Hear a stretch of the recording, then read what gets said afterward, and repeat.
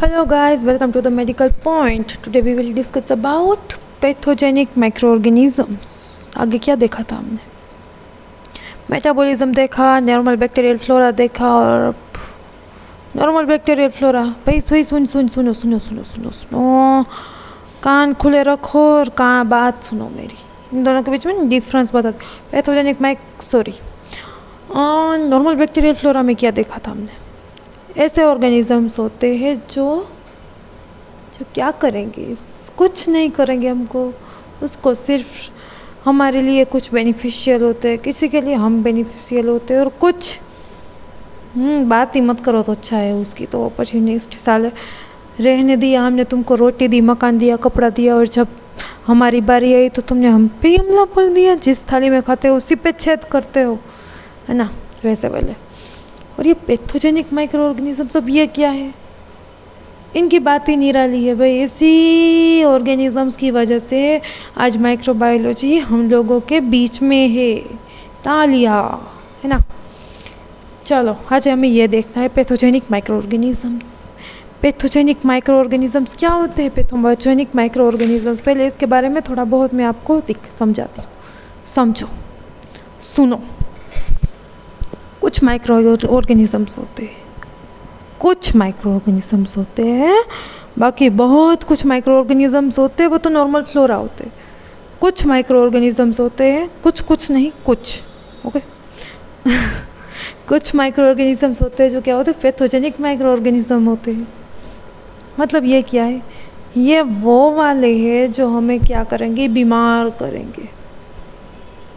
Okay, मतलब हम आए सामने से, इधर से हम गए, सामने से वो आए, हमारे दोनों का कांटेक्ट हुआ और तब हमको तो पता नहीं था भाई, वो इतने छोटे छोटे थे। देखा भाई कुछ होगा ना, और क्या। पर उनको पता चला भाई ये होस्ट है, अपना काम मैं यहाँ पे कर सकता हूँ, ये बिगड़ा हुआ बच्चा है। विलन्स होते हैं ना, विलन्स टीवी सीरियल्स देखते हैं, उनको बहुत ज़्यादा पता होता है इसके बारे में कि कुछ लोग क्या होते हैं जिसको अगर किसी खुद से कोई प्रॉब्लम नहीं है ना तो नहीं किसी को हैरान करेंगे, क्या करेंगे। और कुछ को तो क्या होता है, दूसरों को हैरान करके ही मज़ा आता है। ये वो वाले, ओके, वो वाले। मतलब पैथोजेनिक माइक्रो ऑर्गेनिजम्स का मतलब होता है कि वो माइक्रो ऑर्गेनिजम्स जो हमें करते हैं डिजीज़। ओके, चलो क्या लिखा है स्क्रीन पे देखो। Microorganisms that cause disease are called pathogens. Okay, मतलब आगे से मैं देखूंगी they are pathogens, तो आप क्या समझोगे भाई? ये वो वाले ऑर्गेनिजम्स है जो हमें करेंगे डिजीज़, बीमार करेंगे हमें, ठीक है। पैथोजेंस का मतलब समझ में आया? यस, आगे बढ़े। इन्वेशन, वह होता है आक्रमण, वो वाला। Of the body by pathogenic organism is called infection. बहुत बार बोलते हुए सुना होगा, हम भी देखता है भाई क्या हुआ तेरे को, बीमार क्यों पड़ गए? भाई इन्फेक्शन हुआ है, भाई। ये इन्फेक्शन क्या होता है कि कोई पैथोजेनिक माइक्रो ऑर्गेनिज्म होते हैं, उनका इन्वेशन होता है हमारी बॉडी पर और काम कर जाता है। हाँ, हमारी बॉडी भी कोई ग्रेड कारपेट बिछा के नहीं बैठी कि भाई तू आ, तेरे को जो करना है वो कर।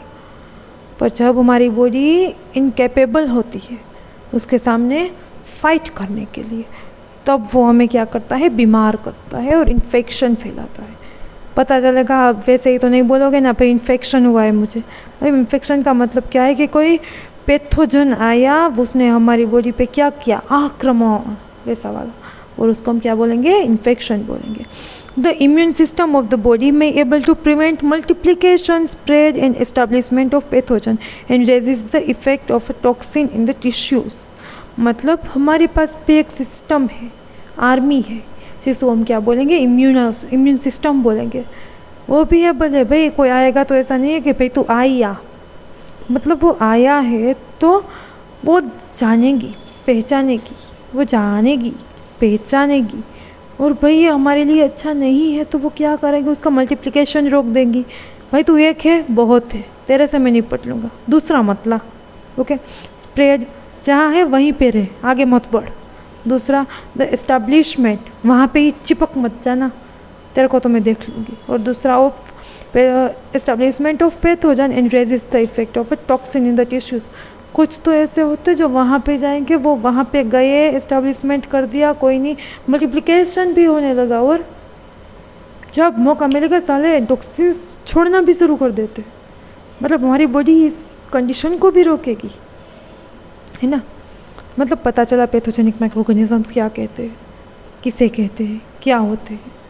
यस, कोई नहीं, चलो आगे बढ़ा जाए। देखो ये वाला पॉइंट है ना, ये वाली स्लाइड इम्पोर्टेंट है। मतलब इम्पोर्टेंट है मतलब क्या है कि इसमें टर्म्स आती है कि जो हम जब तक माइक्रोबायोलॉजी पढ़ेंगे या कुछ भी मेडिकल पढ़ेंगे ना, तब तक ये इम्पोर्टेंट है ना। पैरासाइट बोल दिया भाई, हमको पता ही नहीं है पैरासाइट के बारे में। पैरासाइट मतलब अब तक क्या समझ रहे हैं, ऑर्गेनिज्म होगा कुछ, पर प्योर डेफिनेशन नहीं पता है ना हमें उनकी, वही तो देखनी है हमें। कोई नहीं, चलो किया जाए काम। Micro organisms can be classified on the basis of their relationship to their host and saprophytes as a saprophytes and parasites. मतलब क्या है, ऑर्गेनिज्म आया हमारी बॉडी में, चिपका, हम उसके लिए क्या है, होस्ट, वो हमारे लिए क्या है, पैथोजन। मतलब ये नहीं है कि उसको वो पैथोजन ही है, वो कॉमन सेल्स भी हो सकता है, पैथोजन भी हो सकता है, सेप्रोफाइट्स तो हम पे नहीं आएंगे ना यार, सॉरी वो नहीं बोल सकते। क्यों, देखेंगे हम आगे। Okay, micro organisms can be classified on the basis of their relationship to their host. Okay, हमारे साथ उसका संबंध कैसा है, रिलेशनशिप कैसा है, उसके बेसिस पे करना है हमें। कोई नहीं, उसके बेसिस पे दो टाइप्स पढ़ेंगे, एक जाएगा सेप्रोफाइट्स, दूसरा आएगा पैरासाइट्स। हाँ बोला मैंने, सेप्रोफाइट्स हम पे नहीं आ सकते। क्यों, देखो भाई सेप्रोफाइट्स क्या होते हैं, पढ़ती हूँ स्क्रीन पे ध्यान। These are free living microbes that live on decaying और डेड ऑर्गेनिक मैटर। पता चल गया भाई, है ना।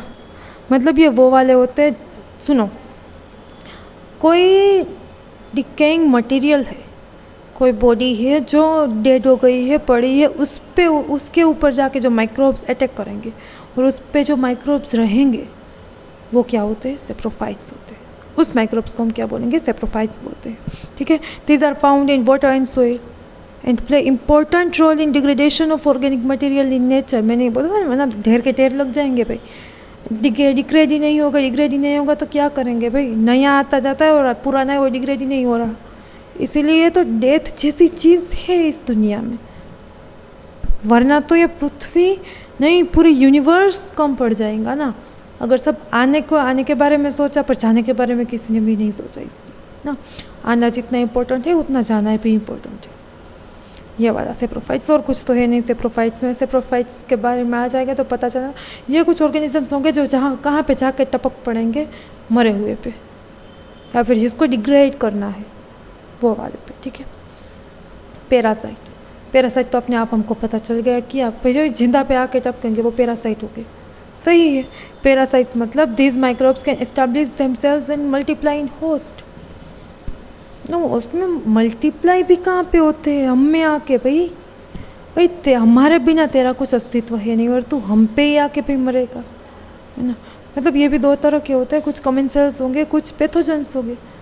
इसके बारे में मुझे नहीं लगता कुछ बताने की ज़रूरत है, पर फिर भी बता देती हूँ, चलो। This may be either pathogens और कॉमन सेल्स। पैथोजेंस मतलब क्या कि वो आएगा वो और सीधी तरीके से नहीं बैठेगा, वो डिजीज़ करेगा, उसको मज़ा ही नहीं आएगा, हम शांति से भाई सुख चैन से अपनी ज़िंदगी जी रहे हैं, नहीं आएगा, ये पैथोजन है। और दूसरा क्या है, कॉमन सेल्स।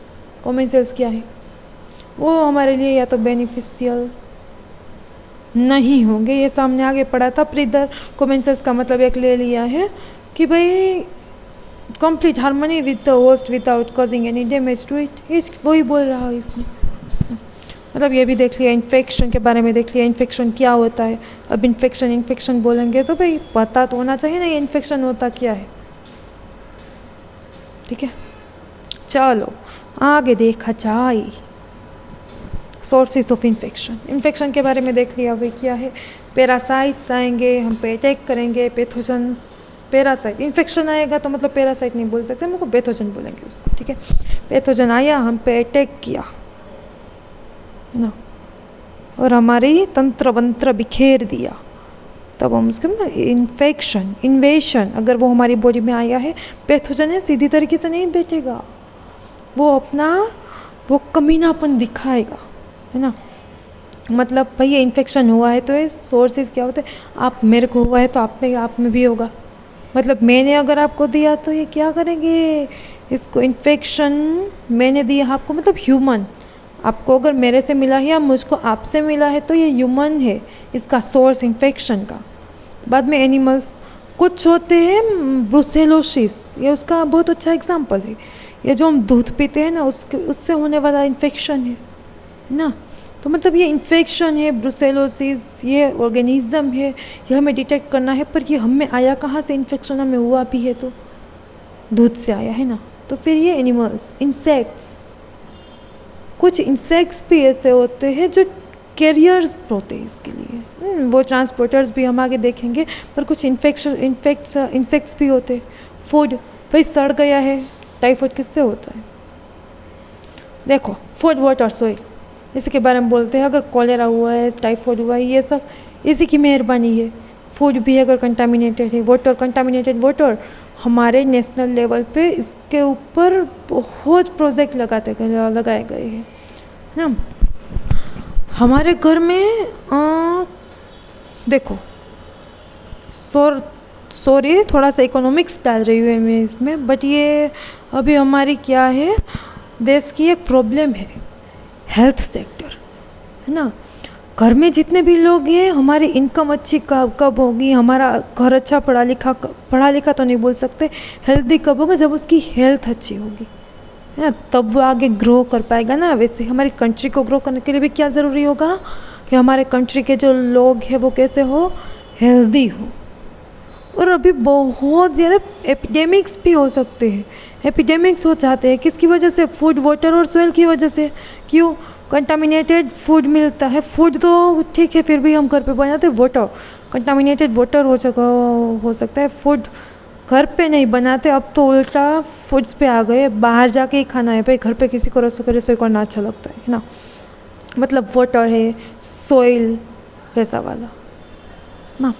तो उसके ऊपर हमारे नेशनल प्रोजेक्ट्स लागू किए गए कि हमें न्यूट्रिस्ड फूड मिल पाए, डिसकंटामिनेटेड वाटर मिल पाए, और अच्छी सी सोइल, रहने के लिए जगह मिल पाए, और खेती के लिए भी अच्छी सोइल मिल पाए। मतलब ये एक ज़रूरत है, किसके लिए, उनको भी इन्फेक्शन को रोकना है। बिकॉज हमारी कंट्री को अगर ग्रो करना है तो पहले हमारी कंट्री के लोग हैं वो क्या होना चाहिए, हेल्दी होना ज़रूरी है, ठीक है।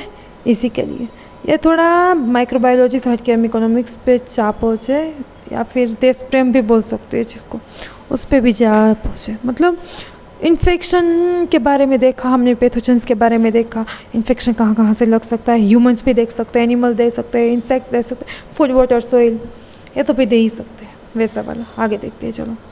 ट्रांसमिशन ऑफ इन्फेक्शन देना है, ट्रांसमिशन भाई एक के पास है तो दूसरे के पास पहुँचेगा कैसे, कॉन्टेक्ट, ह्यूमन टू ह्यूमन।